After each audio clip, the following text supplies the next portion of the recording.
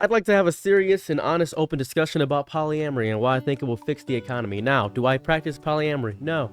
Not even slightly. As a matter of fact, I think the melding of multiple bodies is a bit much. I can barely handle myself, and I'm having a difficult time handling one partner. I don't want to have to be able to handle all other partners in that variety. Even in an open relationship, it feels like cheating with extra steps, in my opinion. That's my initial thought process on polyamory. But I do appreciate the fact that you have so much love inside of your heart and body. You believe that you can love this person and that person, and you can actually love this person. I have a nesting partner, and I have a partner that does this, and I have a partner that talks about football, and I can do all these romantic things with them. And my main partner is asexual, but they satisfy me romantically because they're amazing. But my other partner is aromantic, but they're amazing in bed. And I think that having the variety and choice of doing that kind of makes you feel like a king, kind of makes you feel like royalty, because you have so many different suitors and you're able to test and sample a bunch of different varieties of products. And with the advent of the internet, it makes it amazing because you can see and choose and pick all these different people, because back in the day, they didn't know all these people existed. They didn't know Indian people existed. They didn't know black people existed. They were just in their small town, not worried about extra races, and they would stick with their high school crush.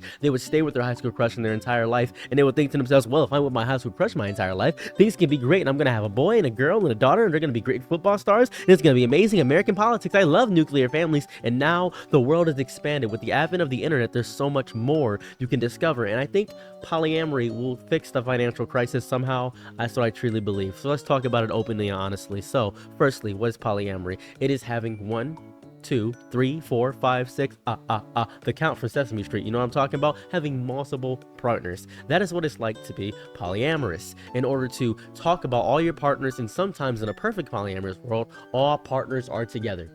All partners are with each other. This partner likes this partner, like this partner. But in some polyamorous relationships, one partner has other partners, and other partner has other partners, but they're the main couple, and the other partners are subsection partners, and they all know about each other, but sometimes they barely interact. So there are many ways polyamory can work. Same with monogamy. There are different boundaries within every relationship. Monogamy is just one-on-one partnership. Now, with the economy and the way that it is horrible. It is horrible to have a one-on-one relationship. You're looking at your bills and thinking to yourself, what if I get split this 3 ways? And then someone in a polyamorous relationship is saying, I'm gonna get split 3 ways. They're thinking to themselves, they're in the same mindset. How do we deal with that? Do we all live together?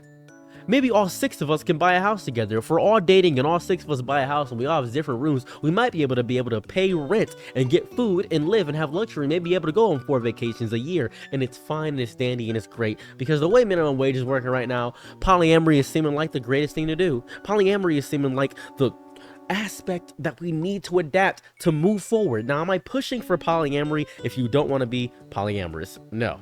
If you want to be monogamous and you want to stay in a regular relationship because you have a fear of maybe STIs, you don't want to use condoms, you don't want to put Trojan man around your phallic member, that's fine and dandy. You don't have to do that. That's not the thing I'm telling you to do. You don't have to go out and go crazy and say, you know what, guys? I think that if we start dating all of our friends, perhaps it's going to sound crazy, our bills are going to get lowered. Obviously, your bills are going to get lowered if you start dating all your friends and you all start living together. Your bills are going to get split 4, 5, 6, 8, 10 different ways. Your bedroom is going to get split 4, 5, 6, 10 different ways. And every night's going to be a 10-some, an 8-some, a 6-some, a 4-some, a 2-some, maybe a 1-some. Who knows? Maybe you're lonesome. Maybe you don't have anybody. Maybe you can't even fathom that. And that is where I want to talk about polyamory.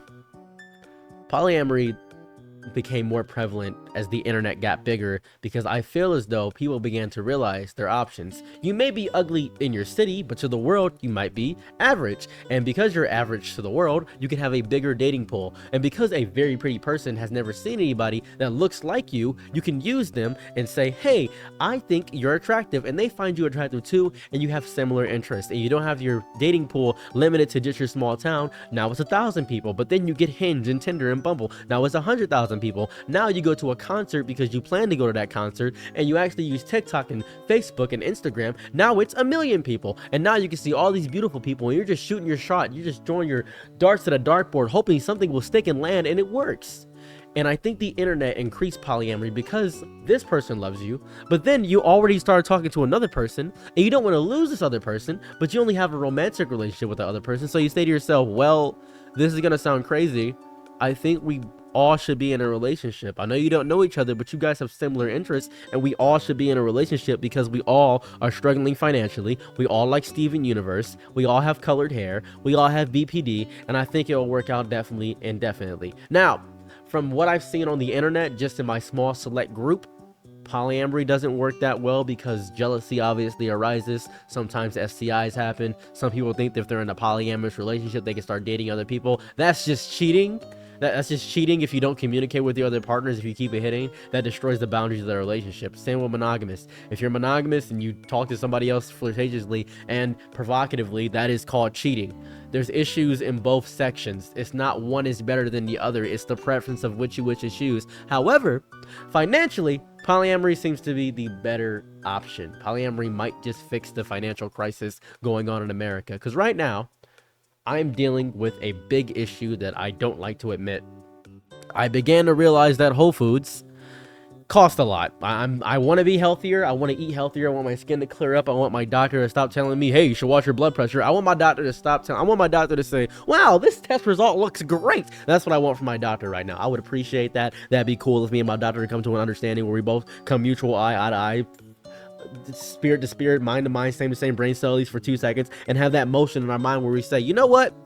You don't have pre-diabetes. I don't? Well, thanks. I would appreciate that. So I'll be eating at Whole Foods with less sugar and trying to eat healthier, trying to become red meat out of my diet. I don't eat pork anymore, and I appreciate that. But my bank account is feeling the effects of Whole Foods. I'm beginning to look at that and say, gee willikers, rents and the fact that I pay my phone bill. I don't have any streaming services because I watch them like somebody from One Piece. Yo ho ho, I'm a pirate. I watch it in that capacity, so I don't pay for streaming services at all. I am saying, however, the fact of the matter that if I had multiple partners, my finances would be better, but I don't have the mental capacity to deal with that. It is a delicate balancing act to show that you yourself need multiple partners, to show that you yourself need to explore and expand your mindset. And I can understand getting behind that mindset for a financial thing, to show that you have more love in your body, or maybe you love your partner but they don't satisfy you intimately in the bedroom because you refuse to learn your partner, you refuse to learn about what differences you have intimately, and you refuse to do foreplay. So you need somebody that's always ready and there. And maybe you're bisexual, or maybe you're pansexual, and you decide to yourself, wow, I really do love this woman, but I also need a man, and I also need a non-binary person. And you might say to yourself, I just need more. And that comes with being human, where you get bored of something, so you think you need more. And that could be a psychological or therapeutical issue.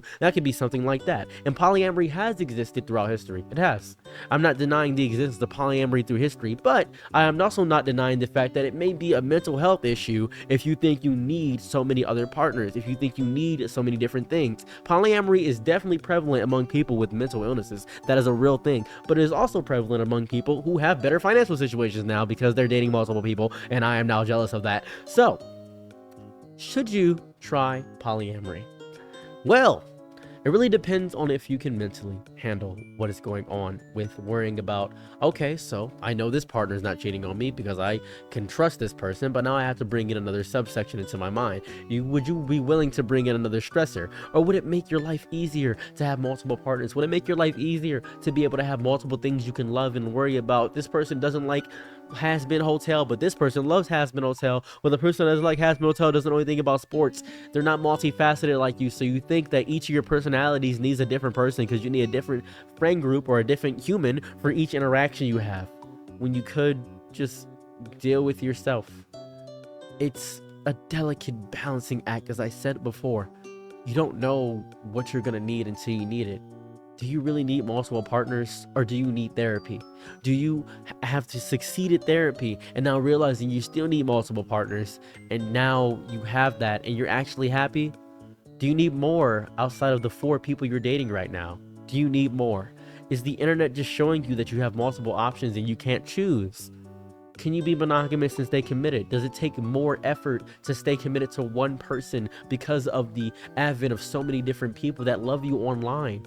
It is so difficult to find a set thing in this reality. To even find one person that loves you is a miracle, is a true miracle. So you can find one person that is willing to put up and deal with you. And maybe you want more than that. Maybe you want that honeymoon feeling again. I don't know.